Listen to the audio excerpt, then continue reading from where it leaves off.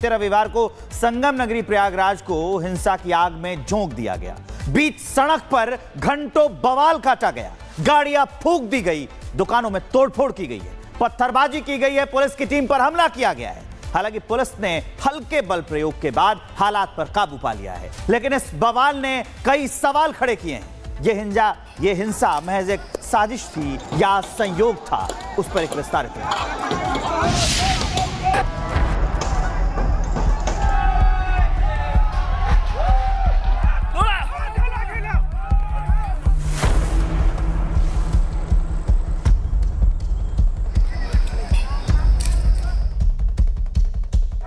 प्रयागराज, जहां गंगा यमुना संगम की शांति बिखर गई, जहां अमन की हवाओं में बारूद की बू धुल गई और जहां सन्नाटे के बीच गूंजता रहा चीखों का शोर। बीते रविवार दोपहर करीब 3 बजे प्रयागराज के करछाना इलाके में हजारों उपद्रवियों ने जमकर बवाल काटा। सैकड़ों गाड़ियों को फूंक दिया गया, जिसमें कई पुलिस की गाड़ियां भी थी। पुलिस पर पथराव किया गया। हिंसा और बवाल से मानो पूरा प्रयागराज शहर थम सा गया। देखिए गाड़ियों के शीशे यहाँ पर किस कदर यहाँ पर तोड़े गए। अंदर अभी भी देखिए आपको दिखाई देगा, सीट पे चारों तरफ यहाँ पर टूटे हुए शीशे हैं। अब देखिए पीछे भी इस गाड़ी को हर तरफ से कैसे क्षतिग्रस्त यहाँ पर किया गया है। जब पुलिस की गाड़ी का आलम है तो आप सोचिए आगे क्या क्या हुआ होगा, क्योंकि लगभग 15 से 20 गाड़ियों में ऐसे ही तोड़फोड़ की गई है। और देखिए इस समय गाड़ी को कितना नुकसान हुआ, इसका अंदाजा इन तस्वीरों को देखकर आप लगा सकते हैं। ये वही गाड़ी है जो उपद्रवियों ने यहाँ पर पलट दी, कुछ गाड़ियों को आग के हवाले कर दिया। बता रहे हैं कि 10,000 लोगों की यहाँ पर भीड़, क्या वो गुंडे भीड़ के भेष में यहाँ पर एकत्रित यहाँ पर हुए। देखिए पत्थर से यहाँ पर देखिए पूरी गाड़ी पर देखिए चोट पहुंचाया गया। ये प्राइवेट गाड़ियां हैं। पुलिस ने उपद्रवियों पर काबू पाने के लिए लाठियां भी भांजी, लेकिन बवाल और बढ़ता ही गया। जानकारी के मुताबिक करछना कोहडार मार्ग पर हनुमानपुर मोरी से लेकर भवेंडवरा बाजार लगभग 250 मीटर तक उपद्रवी 2.5 घंटे तक अपनी मनमानी करते रहे। बवाल की सूचना पर कई थानों की फोर्स के साथ अधिकारी पहुंचे, लेकिन सभी दूर से उपद्रवियों को देखते रहे। परेशान स्थानीय लोग जब आगे आए तो उपद्रवी पीछे हटने लगे। यह देखकर पुलिस ने भी बल प्रयोग करते हुए उपद्रवियों को भगाना शुरू किया। दोपहर 3 बजे से चल रहा बवाल शाम 5:30 बजे के करीब जाकर थमा। इस बवाल में स्थानीय लोगों का काफी नुकसान हुआ है, वहीं कई पुलिसकर्मी घायल भी हुए हैं। बवाल को लेकर पुलिस प्रशासन एक्शन मोड में नजर आ रही है। पुलिस के मुताबिक पूरे इलाके में भारी फोर्स तैनात कर दी गई है। उपद्रवियों की पहचान सीसीटीवी फुटेज से की जा रही है। बवाल के बाद प्रयागराज पुलिस उपद्रवियों के खिलाफ एनएसए लगाएगी, साथ ही गैंगस्टर की भी कार्रवाई करेगी। उपद्रवियों से ही तोड़फोड़ की क्षतिपूर्ति की जाएगी। 15 से ज्यादा उपद्रवियों को हिरासत में लिया गया है। फोटो, वीडियो और जितने भी हमारे पास साक्ष्य हैं उसके आधार पे चिन्हीकरण किया जा रहा है। कई सारे लोगों को ऑलरेडी चिन्हित किया जा चुका है, कुछ लोग पकड़े भी जा चुके हैं और अब बहुत ही कठोर धाराओं में इनके विरुद्ध अभियोग पंजीकृत करके जो कानूनी कार्रवाई है वो की जा रही है। गैंगस्टर एक्ट के अंतर्गत कार्रवाई की जाएगी, एनएसए के अंतर्गत कार्रवाई की जाएगी और जो भी सरकारी संपत्ति की क्षति हुई है वो भी इनसे वसूलने का पूरा कार्य किया जाएगा। इस हिंसा में सिर्फ दुकानें और घर ही नहीं जले, बल्कि लोगों का विश्वास भी झुलस गया। मोहल्ले में भाईचारे की जगह अब डर ने ले ली है। पुलिस हालात नियंत्रण की बात कह रही है और आरोपियों पर सख्त कार्रवाई की बात भी दोहरा रही है। लेकिन बड़ा सवाल यह है कि आखिर में बर्बादी रोकी क्यों नहीं गई? कौन है वो चेहरे जिन्होंने शहर को आग के हवाले किया? प्रयागराज इस वक्त डरा हुआ है, गुस्से में है और जवाब चाहता है।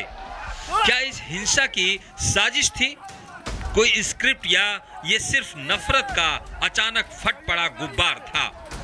अब जरूरत है सिर्फ एक्शन की और इंसाफ की। Bureau report, Republic Bharat. और एक्शन फिलहाल शुरू हो गया है। उपद्रवियों पर 20 लोग हिरासत में लिए गए हैं, लेकिन आपको बताते हैं ये पूरा मामला क्या है, हिंसा कैसे भड़की। दरअसल आजाद समाज पार्टी के अध्यक्ष चंद्रशेखर हैं, नगीना से सांसद भी हैं, वो पहुंचे थे कौशांबी और करछना में पीड़ित से मिलने के लिए निकले थे। वहीं उत्तर प्रदेश पुलिस ने चंद्रशेखर को वहां जाने से रोक दिया, मिलने से रोक दिया। चंद्रशेखर की पुलिस के जवानों से काफी देर तक बहस भी हुई और इस बहस के बाद पुलिस चंद्रशेखर को सर्किट हाउस ले गई। पीड़ित परिवार को सर्किट हाउस बुलाने की मांग की जाने लगी और इसी बीच पुलिस ने जब मना किया तो चंद्रशेखर धरने पर वहीं पर बैठ गए और उसके बाद जो समर्थक चंद्रशेखर के मौजूद थे उन्होंने हंगामा शुरू कर दिया और यहीं से हिंसा शुरू हो गई। मामला बढ़ने पर चंद्रशेखर को हाउस अरेस्ट कर लिया गया, नजरबंद कर लिया गया और गिरफ्तारी की अफवाह बाहर फैल गई। समर्थकों में गुस्सा और समर्थकों ने हंगामा शुरू कर दिया। चंद्रशेखर के समर्थकों ने फिर सभी गाड़ियों में, वहां मौजूद सभी गाड़ियों में तोड़फोड़ शुरू कर दी, आगजनी शुरू कर दी और यह हिंसा फैलती गई। घंटों तक हिंसा होती रही। प्रयागराज शहर रविवार को इसी तरीके से करीब 3 घंटे तक हिंसा की आग में झुलसता रहा और इस शहर को सुलगाने का आरोप लगा भीम आर्मी के चीफ और नगीना से सांसद चंद्रशेखर आजाद पर। क्या हिंसा के पीछे चंद्रशेखर आजाद का हाथ है और आखिरकार हिंसा के पीछे की सियासत क्या है, आपको दिखाते हैं इस रिपोर्ट के जरिए।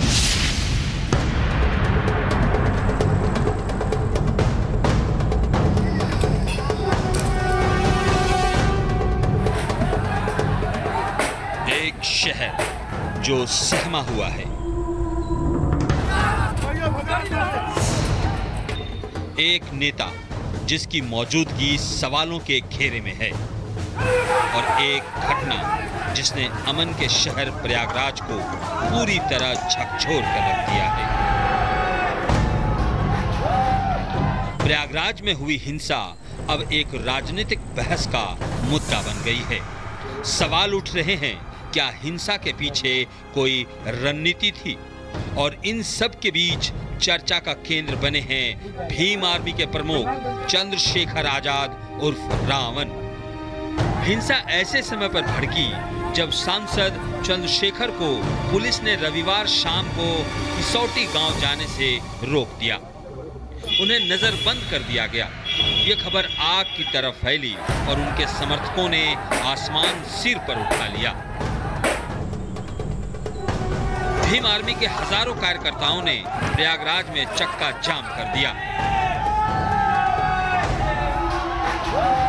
पुलिस के रोके जाने पर पथराव शुरू कर दिया, सरकारी वाहनों में तोड़फोड़ कर दी और देखते ही देखते प्रयागराज हिंसा की आग में झुलस उठा।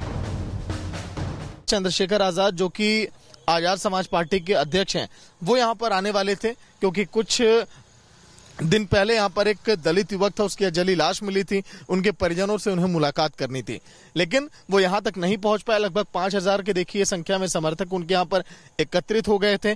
फिर भीड़ यहाँ पर बेकाबू हो गई और किस तरह से देखिए यहाँ पर पत्थरबाजी की गई, पुलिस कर्मियों को भी चोटें आई। लगभग देखिए 15 गाड़ियों में ऐसी ही तोड़फोड़ की गई। स्थानीय लोगों का आरोप है कि भीम आर्मी के कार्यकर्ताओं ने हिंसा फैलाई, गाड़ियों में आग लगाई और जमकर बवाल काटा। चंद्रशेखर की सोची समझी साजिश है। हाँ, पहले से यहाँ चौराहे पे इकट्ठा करने की क्या जरूरत थी? लोग इतना उग्र हो गए कि पत्थर, डंडा, अरे कितना असलहा लिए थे, औजार लिए थे लोग। भीम आर्मी करके सब पब्लिक उसे झंडे पे लिखा था। हम लोग गाड़ियां यहाँ खड़ी थी, हम लोग गाड़ी खड़ी करके हम लोग जो है इधर जब गाड़ियां तोड़ने लगे, मारने लगे, तो हम लोग जो है उस समय गाड़ियां छोड़ छोड़ के घरों में भागे, नहीं तो हम लोग का जान ले लेते, हम लोग का प्राण ले लेते। चंद्रशेखर रावण एक प्रभावशाली दलित नेता हैं, लेकिन उनकी राजनीति उग्र तेवरों वाली है। प्रयागराज में हिंसा की टाइमिंग और उनकी मौजूदगी को नजरअंदाज नहीं किया जा सकता। हालांकि चंद्रशेखर ने हिंसा में अपनी किसी भी भूमिका से इनकार किया है। उन्होंने इसे साजिश करार देते हुए उल्टा पुलिस प्रशासन पर ही आरोप लगाए।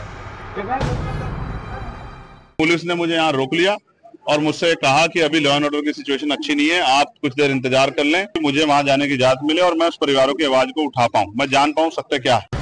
फिलहाल प्रयागराज में बवाल थम गया है। पुलिस मुस्तैदी से डटी है। उपद्रवियों की पहचान के लिए सीसीटीवी खंगाले जा रहे हैं और उपद्रवियों के खिलाफ एनएसए लगाने की तैयारी है।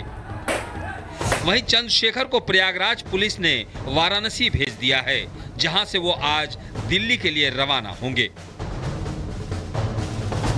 पुलिस हालात पर नियंत्रण का दावा कर रही है, लेकिन अब यह मामला सिर्फ कानून व्यवस्था का नहीं बल्कि राजनीतिक, रणनीतिक और सामाजिक समीकरणों का भी बन चुका है।